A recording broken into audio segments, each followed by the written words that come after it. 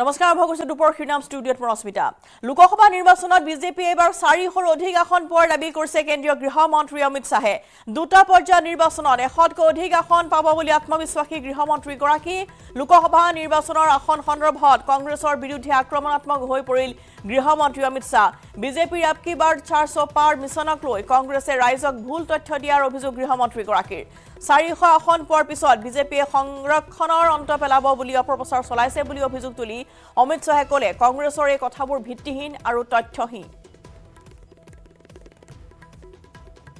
चरण के चुनाव के 2 चरण समाप्त हो चुके हैं इस 2 चरण में हमारे पार्टी का जो इंटरनल असेसमेंट है इसके हिसाब से भारतीय जनता पार्टी और हमारे साथी दल मिलकर 100 के बहुत ज्यादा आगे हम निकल चुके हैं और हम बड़े विश्वास के साथ जनता के आशीर्वाद और समर्थन से 400 पार के हमारे लक्ष्य की ओर आगे बढ़ रहे हैं आसाम बंगाल उत्तर प्रदेश मध्य प्रदेश राजस्थान छत्तीसगढ़ उत्तराखंड ये सभी राज्यों में हमें बहुत बड़ी चुनावी सफलता मिलती हुई दिखाई पड़ती है इसके साथ साथ कर्नाटक तेलंगाना आंध्र केरल और तमिलनाडु इसमें से कर्नाटक तमिलनाडु और केरल ये 3 राज्यों में मतदान हो चुका है कुछ बाकी है परंतु जो शुरुआती ट्रेंड मिले हैं दक्षिण भारत में भी भारतीय जनता पार्टी को बहुत अच्छा रिस्पांस मिल रहा है और इसके कारण हमारा 400 पार का लक्ष्य हम निश्चित रूप से सिद्ध करेंगे ये हम सबका विश्वास बना है और অসমত অধিকভাৱে 12খন আসন লাভ কৰাৰ দাবী কেন্দ্ৰীয় গৃহমন্ত্ৰী অমিত শাহৰ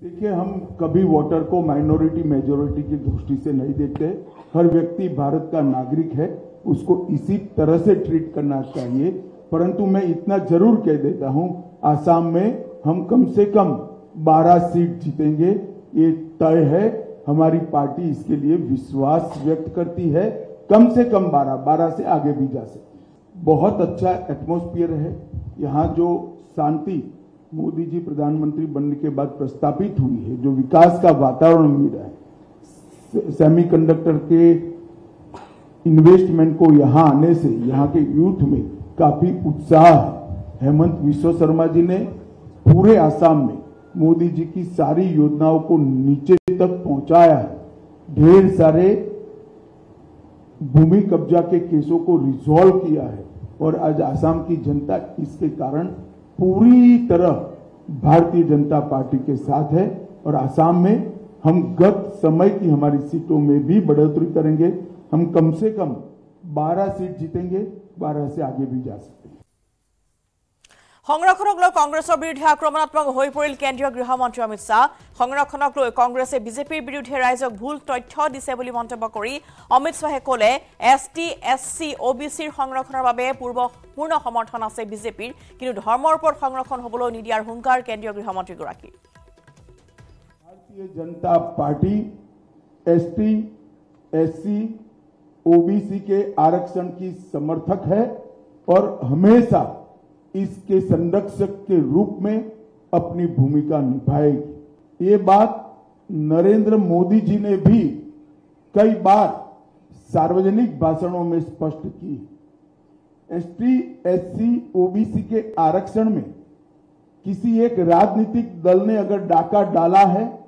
तो वो कांग्रेस पार्टी ने डाला है सबसे पहले उन्होंने संयुक्त आंध्र प्रदेश में मुसलमानों को रिजर्वेशन दिया वो रिजर्वेशन के कारण ओबीसी का रिजर्वेशन कटा उसके बाद में कर्नाटक में रातों रात कोई सर्वे के करे बगैर पिछड़ापन तय करे बगैर सारे मुसलमानों को ओबीसी कैटेगरी में डालकर उनके लिए 4% का कोटा रिजर्व कर दिया इससे भी पिछड़ा वर्ग का रिजर्वेशन कटा है भारतीय जनता पार्टी स्पष्ट रूप से मानती है कि धर्म के आधार पर आरक्षण संविधान सम्मत नहीं है, गैर संवैधानिक है और जब भी इन राज्यों में हमारे पास अधिकार आएगा हम ये धर्म के आधार पर लादे गए आरक्षण को समाप्त कर कर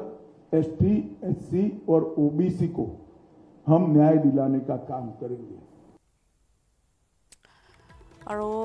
राहुल गांधी प्रियंका गांधी सन्दर्भतो केतবোৰ মন্তব্য আগবঢ়াইছে। সংৰক্ষণক লৈ কংগ্ৰেছৰ বিৰুদ্ধে আক্ৰমণাত্মক হৈ পৰিছে কেন্দ্ৰীয় গৃহমন্ত্ৰীগৰাকী আৰু ইতিমধ্যেই ৰাইজক ভুল তথ্য দিয়াৰ কথা তেওঁ উল্লেখ কৰিছে। সমান্তৰালভাৱে আমেথিৰ ৰায়বৰেলী স্পষ্ট হৈছে কংগ্ৰেছৰ বিশ্বাসহীনতা। সমষ্টি দুটাত কংগ্ৰেছে এতিয়াও প্ৰাৰ্থী নিৰ্ধাৰণ কৰিব নোৱাৰাক লৈ গৃহমন্ত্ৰী মন্তব্য কৰিলে অমিত শাহে। উত্তৰ প্ৰদেশৰ এসময়ত কংগ্ৰেছৰ দুৰ্গ হিচাপে পৰিচিত সমষ্টি এৰি পলায়ন কৰা বুলি ৰাহুল গান্ধী কটাক্ষ অমিত শাহৰ। उनकी जो सीट थी राहुल गांधी की अमेठी, जहां से वो चुनाव लड़ते थे, और उनकी मां जहां से रायबरेली से चुनाव लड़ती थी, दोनों जगह से अभी तक उन्होंने कैंडिडेट भी नहीं दिए और अब ये कहा जा रहा है, सूचना आ रही है कि दोनों लोग अब चुनाव भी नहीं लड़ेंगे दोनों सीट में, ना राहुल लड़ेंगे ना प्रियंका। इसे आप किस रूप में देखते हैं? देखिए, मुझे मालूम नहीं है मीडिया आज सुबह से दिखा रहा है वो सच है या नहीं है, लड़ेंगे या नहीं लड़ेंगे वो भी मुझे मालूम नहीं है, मगर मेरा मानना है कि इतना कंफ्यूजन रखना ही उनको आत्मविश्वास नहीं है वो दिखाता है। उत्तर प्रदेश में जिस प्रकार की आज स्थिति बनी है वो अपनी परंपरागत सीटें छोड़कर भागे हैं। मैं नहीं मानता वो लड़ने की हिम्मत कर पाए। राहुल गांधी बोल रहे हैं कि एक्सरे की बात चल रहा है देश में, जिससे दूध का दूध और पानी का पानी हो जाएगा, इसमें क्या विचार है आपके? देखिए, राहुल जी कुछ भी बोल सकते हैं, कुछ भी कर सकते हैं। गनीमत है कि उनको करने का मौका जनता नहीं देती है और इस बार भी नहीं मिलने वाला है। সমগ্ৰ দেশতে প্ৰৱৰ্তন কৰা হ'ব ইউচিচি। গুৱাহাটীতে ঘোষণা কেন্দ্ৰীয় গৃহমন্ত্ৰী অমিত শাহৰ। বাজপেয়ী ভৱনত অনুষ্ঠিত সংবাদমেলত অমিত শাহে ক'লে সমগ্ৰ দেশৰ বাবে এখনেই আইন হ'ব লাগিব। देखिए, कांग्रेस पार्टी शुरुआत से एपीसमेंट की पॉलिटिक्स कर कर अपना बचा खुचा जनाधार संभालना चाहती है, बचाना चाहती है, समेटना चाहती है। पर्सनल लॉ हमारी संविधान सभा ने देश के विधानमंडलों और देश की संसद को आदेश किया था कि जब भी अनुकूलता खड़ी हो इस देश में यूसीसी यूनिफॉर्म सिविल कोड लाया जाए। संविधान सभा में ज्यादातर सदस्य कांग्रेस के ही थे, वहीं यह निर्णय हुआ था, क्योंकि किसी भी पंथ निरपेक्ष देश के लिए धर्म के आधार पर कानून ठीक नहीं है। फिर भी आज ये जानते हुए भी संविधान के स्पिरिट से बिल्कुल उल्टा कांग्रेस ने अपने घोषणा पत्र में पर्सनल लॉ को लाने की बात करी है। भारतीय जनता पार्टी इसकी निंदा करती है। हमने हमारे घोषणा पत्र में कहा है कि हम ये प्रयास करेंगे कि पूरे देश भर में यूसीसी लागू किया जाए और हर धर्म के नागरिकों के लिए इस देश में एक ही कानून हो। ডিফেক ভিডিঅ'ক লৈ কংগ্ৰেছৰ বিৰুদ্ধে বিস্ফোৰক মন্তব্য কৰিলে কেন্দ্ৰীয় গৃহমন্ত্ৰী অমিত শাহে। সংবাদমেলত ডিফেক ভিডিঅ' আৰু প্ৰকৃত ভিডিঅ' দেখুৱাই বিৰোধীৰ কাৰচাৰী স্পষ্ট কৰিলে অমিত শাহে। আৰু এয়া আমি দেখুৱাইছো যে দুটাকৈ ভিডিঅ', এটা ফেক আৰু এটা অৰিজিনেল। যেনেদৰে আছে ডিফেক ভিডিঅ' লৈ বৰ্তমান এতিয়া এনেধৰণে সৰব হৈ পৰিছে। গৃহমন্ত্ৰীগৰাকীয়েও উল্লেখ কৰিছে যে তেওঁৰ কেনেধৰণৰ নকল ভিডিঅ' বনাই জনতাৰ মাজত তেওঁ প্ৰতিপন্ন কৰিব বিচৰা হৈছিল আৰু কংগ্ৰেছে এই অপপ্ৰচাৰ চলাইছিল বুলি আক্ৰমণাত্মক হৈ পৰে আজি অমিত শাহে আৰু তেওঁ সেই এটা ভিডিঅ'ৰ জৰিয়তে এই দৃশ্য আজি স্পষ্ট কৰিলে জনতাৰ সন্মুখত।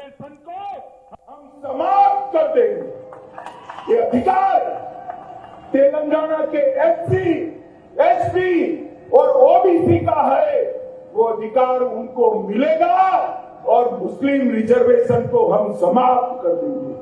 भारतीय जनता पार्टी की सरकार बनेगी तो एक गैर संवैधानिक एससी, एसटी और ओबीसी का है, वो रिजर्वेशन को हम समाप्त कर देंगे। रिजर्वेशन को हम समाप्त कर देंगे, हम समाप्त।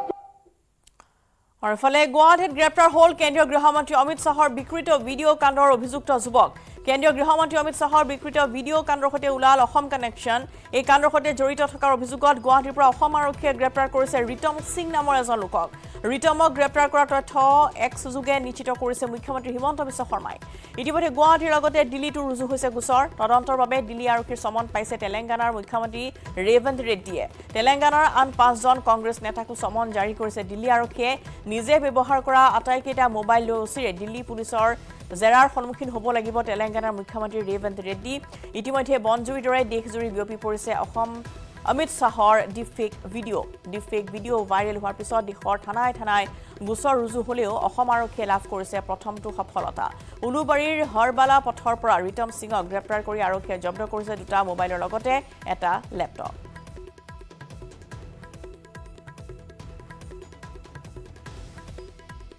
हताशा निराशा इस स्तर पर पहुंच गई है कि उन्होंने मेरा और कुछ भाजपा नेताओं का फेक वीडियो बनाकर सबके बीच में सार्वजनिक किया मुख्यमंत्री प्रदेश अध्यक्ष इस कक्षा के व्यक्तियों ने भी इस फेक वीडियो को फॉरवर्ड करने का काम किया अब स्पष्ट हो चुका है सौभाग्य से मैं जो बोला था उसका भी रिकॉर्डिंग हुआ था तो वो रिकॉर्ड हमने सबके सामने रखा दूध का दूध पानी का पानी हो गया और आज कांग्रेस पार्टी के प्रमुख नेता क्रिमिनल ऑफेंस को फेस कर रहे हैं जब से राहुल गांधी कांग्रेस की कमान संभाले हैं राजनीति का स्तर नीचे नीचे नीचे ले जाने का काम कर रहे हैं और ये इसका चरम लोकसभा में चर्चा न हो देना राज्यसभा में बहिष्कार करा देना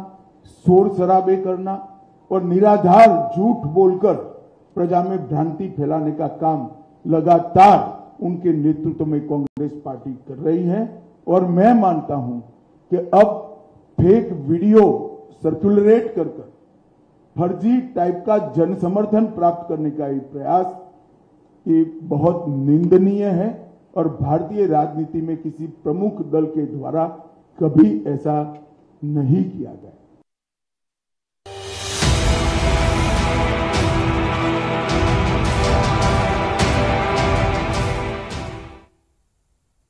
তৃতীয় পৰ্যায়ৰ নিৰ্বাচনৰ পূৰ্বে মুখ্যমন্ত্ৰী হিমন্ত বিশ্ব শৰ্মাৰ প্ৰতিদিনে ধাৰাবাহিকভাৱে নিৰ্বাচনী প্ৰচাৰ ব্যস্ত হৈ পৰিছে 7 মে তৃতীয় পৰ্যায়ৰ নিৰ্বাচন অনুষ্ঠিত হ'ব আৰু 4টা সমষ্টিতে সমানে প্ৰচাৰ অভিযান চলাইছে আজি পুৱাৰ ভাগত গৃহমন্ত্ৰী অমিত শাহৰ সৈতে ব্যস্ত আছিল আৰু এই মুহূৰ্তত তেওঁ ৰংজুলিত এখন নিৰ্বাচনী প্ৰচাৰ সভাত অংশ লৈছে পুনপটীয়াকৈ লৈ গৈছে ৰংজুলিলৈ সেইকাৰণে মই কওঁ কংগ্ৰেছ চৰকাৰে আমাক পঞ্চ অমৃত খুৱাইছিলে কি অমৃত খুৱাইছিলে ধুতি দিছিলে লুঙি দিছিলে আঠুৱা দিছিলে খুটা দিছিলে আৰু কম্বল দিছিলে আমি ধুতি লুঙি ৰাজনীতি নকৰো আমি ৰাইজক কি কৈছো যে ৰাইজ আমি অৰুণোদয় দিম অৰুণোদয় মানে 1250 টকা বেংকৰ একাউণ্টত প্ৰত্যেক মাহে আমি জমা দিম মানুহে আমাক বিশ্বাস কৰা নাছিলে কিন্তু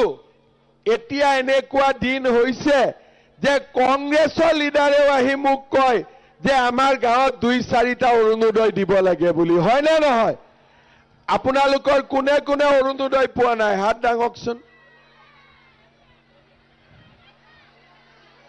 পোৱা নাই কোনে কোনে পোৱা নাই আৰু এবাৰ হাত দাঙক বা লাগিবনে নাই এতিয়া লাগিবনে নাই তে লাগে যদি মনে মনে কিয় বহি আছে কবতো লাগে লাগে বুলি হয় না নহয় হসাই লাগিবনে লাগিব আচ্ছা অৰুণোদয় দিলে মই কি পাম ভোটটো বিজুলীয়ে পাব ভোটটো মোদীজীয়ে পাব কিন্তু অৰুণোদয় পালে মই আপোনালোকৰ গাঁৱত মোক ঘোষ হিচাপে নাৰিকল লাৰু মুড়ি লাডু খুৱাব হ'ব হ'ব মোৰ বেছি ডিমাণ্ড নাই অকণমান ডিমাণ্ড এটা নাৰিকল লাৰু মৰমত খুৱালে কাম হৈ গ'ল হ'ব এতিয়া মোক আপোনালোকে কওক আপোনালোকৰ ৰেচন কাৰ্ড কাৰ কাৰ আছে সবৰে আছে আচ্ছা ৰেচন কাৰ্ড নোহোৱা কোনোবা আছে নেকি আপুনি আছে এই 2-4 জন আছে ঠিক আছে আপোনালোৰো নাই আপোনাৰ নাই আপোনাৰো নাই ৰব তাৰ প্ৰায় কলে হল নাই যাৰ যাৰ ৰেশন কাৰ্ড নাই 1 মাহৰ ভিতৰত ইলেকশনৰ 1 মাহৰ পিছত আপোনালোকে ৰেশন কাৰ্ড খিনি লৈ লব আৰু কাবাৰ আধাৰৰ গণ্ডগোল আছে নেকি কিমানৰ গণ্ডগোল আছে আধাৰৰ আছে আৰু আধাৰৰ গণ্ডগোল কিমান আছে বেছি নাই খিনি আছে ঠিক আছে আধাৰৰ গণ্ডগোল খিনিও মই শেষ কৰি দিম এতিয়া অৰুণোদয়ৰ ক্ষেত্ৰত এইবাৰ আমাৰ চৰকাৰে এটা সিদ্ধান্ত লৈছে যে দুধনৈ সমষ্টিত যিমান মানুহৰ ঘৰত ৰেশন কাৰ্ড আছে আমি সকলোকে এটা এটা অৰুণোদয় আঁচনি দিম হ'ব হৈ গল কাৰ কাৰ ৰেশন কাৰ্ড আছে হাত ডাঙৰ কাকো এবাৰ কি ৰেশন কাৰ্ড থাকিলে হল আৰু নাম মই সোমাই দিম না দুজন এতিয়া যাৰ যাৰ ঘৰত ৰেশন কাৰ্ড আছে সেই ৰেশন কাৰ্ডৰ মহিলা গৰাকীৰ নামত ইলেকশন হৈ যোৱাৰ পিছতেই আপোনালোকক আমি মাহত আপোনালোকৰ একাউণ্টত 1250 টকাকৈ দিয়া আমি আৰম্ভ কৰি দিম হ'ব এতিয়া এই যে অৰুণোদয় আঁচনি কিমান মানুহে পাই আছে 30 লাখ পৰিয়ালে পাই আছে মিটিঙত পুৱাবিলাকে বেছি হাত নাদাঙে কবাত কাটি যায় বুলি হয় নে নহয় বোলে আমাৰটো কাটি যাব নেকি কিন্তু আমি 30 লাখৰ লগত আৰু 32 লাখ পৰিয়ালক দিম 62 লাখ তাৰ মানে 62 লাখৰ ঘৰতে ৰেশন কাৰ্ড আছে আৰু 62 লাখ পৰিয়ালকে আমি অৰুণোদয় আঁচনি দি দিম যাতে আৰু কোনো ঝামেলা নাথাকে সকলোৱে অৰুণোদয় পোৱা বুলি হাত দাঙিব পাৰে হ'ব এটো ভাল ব্যৱস্থা হ'বনে নাই আইসকলে কওকচোন হ'ব ঠিক আছে লাখপতি বাইদেউৰ ফৰ্ম কোনে কোনে ফিল আপ কৰিলে বা ইয়াত সবেই কৰিছে দেখোন আৰু এবাৰ হাত ডাঙক কোনে কোনে লাখপতি বাইদেউৰ ফৰ্ম ফিল আপ কৰিছে বঢ়িয়া এতিয়া লাখপতি বাইদেউৰ আঁচনিটোৰ বিষয়ে আপোনালোকে গম পায় নে নাপায় ফটো উঠিলে নে নাই উঠিলে এতিয়া কথাটো হল যিসকল মহিলাই ফটো উঠিলে লাখপতি বাইদেউৰ ফৰ্ম ফিল আপ কৰিলে তেওঁলোকক আমি এতিয়া কি কৰিম তেওঁলোকৰ বেংকৰ একাউণ্টত আমি সিধা টুপুং কৰি 10,000 টকা সোমাই দিম ঠিক আছে এতিয়া 10,000 টকাটো পোৱাৰ পিছত গিৰিয়েকক কোনে কোনে দি দিব পইচাটো কোনে কোনে গিৰিয়েকক দিব আৰু যদি গিৰিয়েকে বিজেপিক ভোট নিদিয়ে কি হ'ব দিব ঘৰত কথা বাৰ্তা হৈছে বিজেপিক দিম বুলি কৈছে সবে দিম বুলি কৈছে তথাপিতো মই এটা বুদ্ধি শিকাই দিওঁ যেতিয়া টকাটো আহিব 7 দিন আগতে মই আপোনালোকক কৈ দিম যে অমুক তাৰিখে 2 তাৰিখে টকাটো সোমাব আপোনালোকে ৰেডি হৈ যাব মোবাইলত মেছেজ আহিব আৰু টকাটো সোমাই যাব কিন্তু টকাটো সোমোৱাৰ 7 দিন আগৰ পৰা ঘৰত আৰু গিৰিয়েকৰ লগত কাজিয়া পেচাল নকৰিব কোনো হ'ব নে নাই আৰু সেইকেইদিন গিৰিয়েকসকলক খুব গৰম ভাত খুৱাব ঠাণ্ডা ভাত কোনেও নোখুৱাব হ'ব মই কিয় কৈছো এই লাখপতি বাইদেউৰ আঁচনিখন বহুত মহিলাই ভাল কৰি বুজা নাই নুবুজাৰ কাৰণে কি হৈছে যে 10,000 টকা পাম আৰু ফুৰ্তি কৰিম কিন্তু 10,000 টকাটো শেষ নহয় এই 10,000 টকাটো পোৱাৰ পিছত আমি কি কৰিম মোৰ হাজবেণ্ডৰ এখন সৰু দোকান আছে, তাতে টকাটো লগাই দিলোঁ। বোলে 10 গৰাকী মহিলা লগ লাগি এটা সমবায় কৰিলোঁ বা এটা আমি গোট খুলিলোঁ, 1 লাখ টকা দি আমি ব্যৱসায় চলালোঁ, বা আমি বিহুৱান বনালোঁ, ৰাভা গামোচা বনালোঁ, পিঠা পনাৰ ব্যৱসায় কৰিলোঁ, গৰু ঘৰত 2টা আছে আৰু এটা কিনিলোঁ। যেতিয়া এই 10,000 টকাটো আৰু যদি একো কৰিব নোৱাৰো, ঘৰত যদি 50 ডাল শাল গছ বা 50 ডাল চেগুন গছ বা 50 ডাল আগৰ গছো আমি লগাওঁ, এই 10,000 টকাটো ভাল কৰি ব্যৱহাৰ কৰাৰ লগে লগে চৰকাৰে আপোনালোকক আকৌ 25,000 টকা আপোনালোকৰ বেংক একাউণ্টত দিব। প্ৰথমতে পালে 10, 10ৰ পিছত পাব 25। সেইকাৰণে প্ৰথম 10,000 টকাটো আপোনালোকে ভাল কৰি ব্যৱহাৰ কৰিব লাগিব। সেইকাৰণে মই সকলো মিটিঙতে কৈছোঁ যে লাখপতি বাইদেউৰ স্কিমটো আমি বহুত দূৰ আগুৱাই লৈ যাম, যাতে আমাৰ মহিলাসকলে অৰুণোদয়ো পাব পাৰে, লাখপতি বাইদেউ পাব পাৰে, আৰু আমাৰ মহিলা সমাজ আগবাঢ়ি গৈ থাকিব পাৰে। আমাৰ ডেকা ল'ৰাসকলৰো মইতো ক'লো যে 1.5 লাখ চৰকাৰী চাকৰি দিম, কিন্তু 1.5 লাখ চৰকাৰী চাকৰি 1 লাখ হৈ গ'ল, আৰু 50,000 দিম। কিন্তু তথাপিতো বহুত ল'ৰা ছোৱালীয়ে চাকৰি নাপাব। আমি এইবাৰ কি ব্যৱস্থা লৈছো, এটা নতুন আঁচনি আনিছো, নাম হ'ল আত্মনিৰ্ভৰ অসম। এই আঁচনিটোৰ অধীনত যিসকলে চাকৰি নাপাব তেওঁলোকে 2 লাখ টকা চৰকাৰৰ পৰা আবেদন কৰিব পাৰিব। বেংকৰ নালাগে, মৰ্টগেজ নালাগে, একো নালাগে। চৰকাৰে 2 লাখ টকা দিব ব্যৱসায় কৰিবৰ কাৰণে, 1 লাখ ঘূৰাই দিব লাগিব, 1 লাখ ঘূৰাই দিব নালাগে। আপোনালোকে বুজি পালে? তাৰ মানে ডেকা ল'ৰা চাকৰি পোৱাও পাব, নোপোৱাকো আমাৰ চৰকাৰে সহায় কৰিব। শ্ৰদ্ধাৰ ৰাইজ, ইয়াৰ উপৰিও এইবাৰ আমি ল'ৰা ছোৱালীসকলৰ কাৰণেও এটা নতুন আঁচনি আনিছো। ইয়াত মেট্ৰিকৰ ৰিজাল্ট দিলে নে নাই? ল'ৰা ছোৱালী মেট্ৰিক পাছ কৰিছেনে? কৰিছে। এইবাৰ আমি মেট্ৰিক পাছ কৰাৰ পিছত কলেজত যিমান এডমিশন হ'ব, এইবাৰ আমি কলেজৰ এডমিশন সকলোকে বিনামূলীয়াকৈ দিম। কোনেও 1 পইচাও কলেজত এডমিশন ফিজ দিব নালাগে।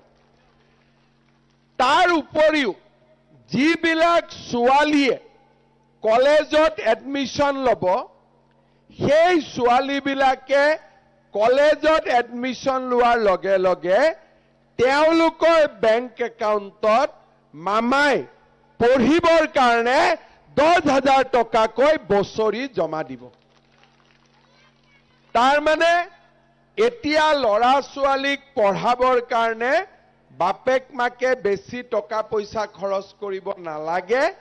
আমি ল'ৰা ছোৱালীক কলেজতো বিনামূলীয়াকৈ এডমিশন দিম। ছোৱালীক আমি হায়াৰ ছেকেণ্ডাৰীত 10,000 টকা দিম, ডিগ্ৰীত আমি 12,500 টকা দিম, আৰু ইউনিভাৰ্চিটিত পঢ়িলে বছৰি আমি 25,000 টকাকৈ আমি ছোৱালীৰ একাউণ্টত জমা দিম।